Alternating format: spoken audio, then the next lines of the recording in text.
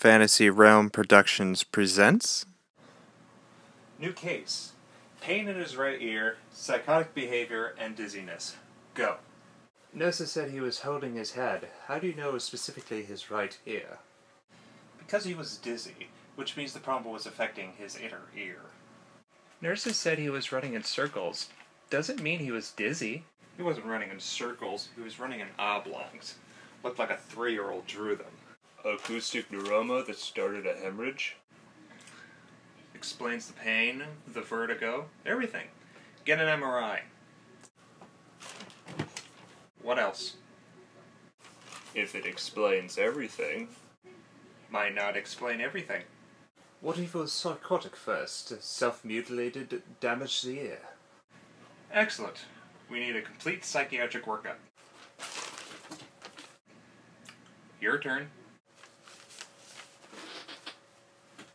I was gonna say what Foreman... Well, say something else. He came to the clinic. Good. Decent chance he had a chronic illness first, especially given the rapid heart rate. Lingering ear infection, pressure builds up in the inner ear, bursts through the mastoid bone while he's waiting in the clinic. Oh, yes. Get HIDS AT, draw some blood cultures, run a chem panel, and run a complete blood count. Oh, while you're at it, pour some alcohol into his ear and take out the cockroach. He has a cockroach in his ear? He started scratching that ear right before the event, so I took a peek. My guess is it started biting.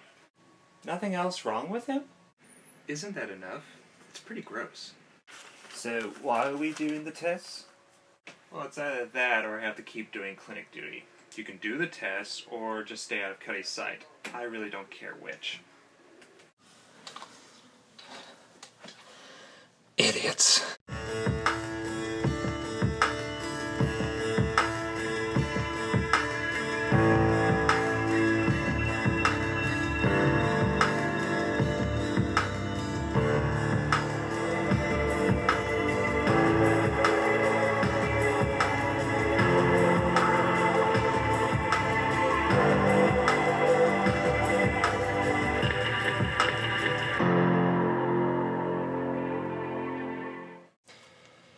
Hello, hope you like that little one-man show I did for you. Just something I wanted to do to kind of spice up this review a little bit. That scene was taken from Season 3 of House. It's kind of my favorite scene from that little episode. It was pretty funny. And it's a good episode, too, that it's from. Let me just put this up here real quick. I'm not as gifted as House with this. There we go. Got it up. Alrighty then. Sorry, my acting abilities weren't all that great in that video, but it was good. Alright, let's get to this review, shall we? Alright then. For those of you who don't know, the story of House is about this doctor, Gregory House, and his team at this diagnostic department in a learning hospital called Princeton Playsboro. When a patient comes into a hospital and the doctors themselves can't figure out what it is. They've tried everything but can't figure out what it is. They take it to House. House, if the case is interesting to him, he will try and solve it, and usually does solve the case and figure out what's wrong with this person and cures them. And that's the basic main storyline of the entire series. It's just Dr. House and his team of doctors figuring out what's wrong with this certain patient in each episode. The characters of the show themselves are very interesting. House is just this giant ass of the show. I mean, you hate this guy pretty much at first sight. You do not want to be around him. But he does, of course, get the cases done. All the characters are also very well drawn out. You do become very much attached to pretty much every character in this series. It's a very well written and very well designed show, and very character driven. At first, when this show first started, I didn't really get interested into it because the advertisement just made it seem like just a regular medical drama. just about doctors curing patients, and it just didn't seem all that interesting to me. And my roommate, he's a huge fan of the House, and sometimes when I walk by the TV, he'd be watching the episode. And later on the seasons, whenever I would catch a glimpse, I started getting curious by it, because I started noticing it was more about the doctors than the patients. Because the first season, it was all just about the patients, and we got to know the patients more than the doctors, and that didn't intrigue me well enough. So I got curious about it, and then one day I was bored, and I just needed something to get the gears turning in my head. So I knew my roommate Mike has seasons 1 through 7. He now has the complete series. So I started watching it, and first season, just as I thought, it's just about the patients. And although yes, all the patients were interesting, it's just that I wanted to know more about the doctors. I mean, it's like, this is about Dr. House. It's like, we're not really getting to know Dr. House. All I know is he's an ass, and he'll only take a case if it's interesting to him. It's like, I want to know more, and also about the other doctors. But towards the end of season 1, they started doing story arcs and character arcs for everybody on the show. And then it started getting interesting to me, and I started liking House, that character himself, as well as the show. And yes, you do start liking House. As the series progresses, you become more apathetic, sympathetic, and then you actually do like this guy. You actually somewhat connect to this guy, and you connect with all the other characters in the show, and therefore the show became really, really interesting.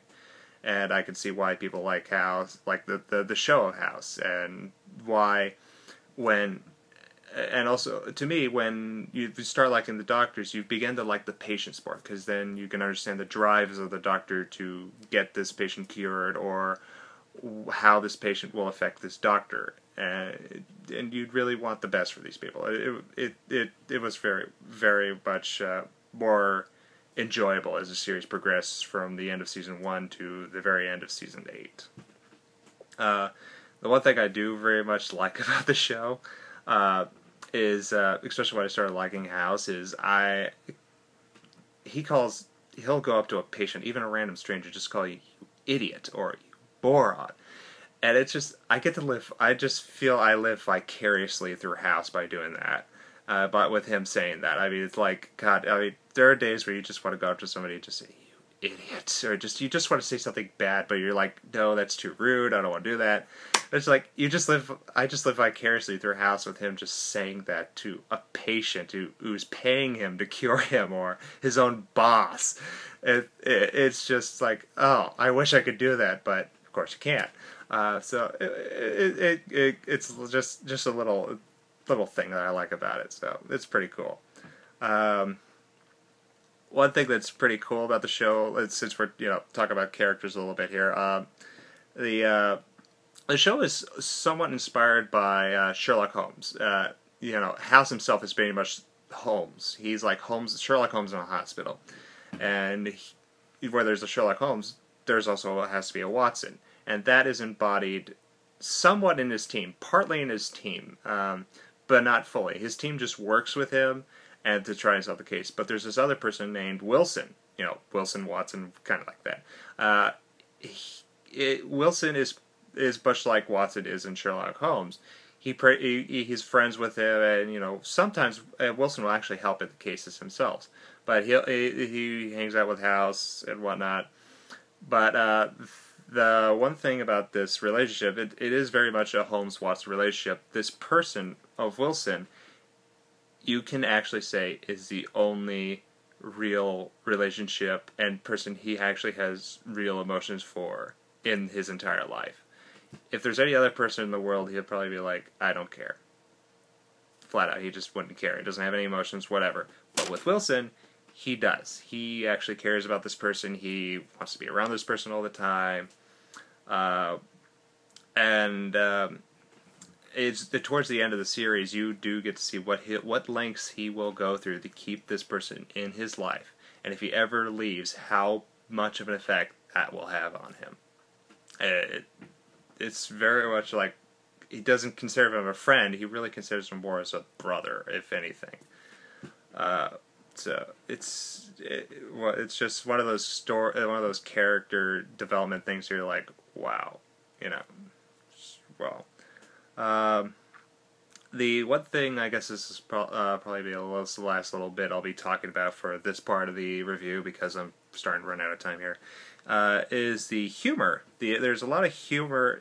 The humor that gets mixed in with the drama. At first, it was just a pure drama, but as the series progressed, they started throwing in some humor. Huss would pull a prank or a practical joke on his team, or Wilson or Cuddy, and or he'll just say something funny or inappropriate, and it started becoming more of a dramedy. Yes, it was very much a drama, but the humor kind of lightened the mood up a little bit and just kind of made it more fun to watch. It kind of reminded me of MASH a lot. That's one of my favorite shows is MASH, and very similar is also a medical show.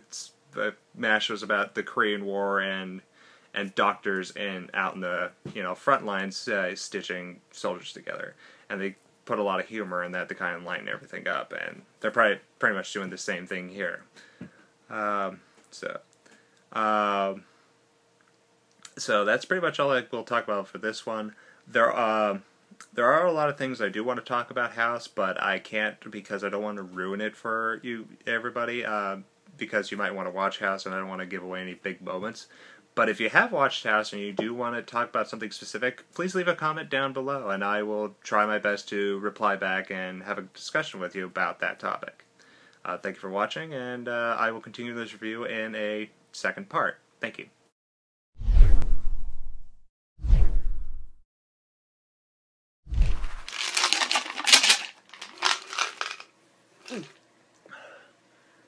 Oh yeah. Now I can see why House always abuses Vicodin.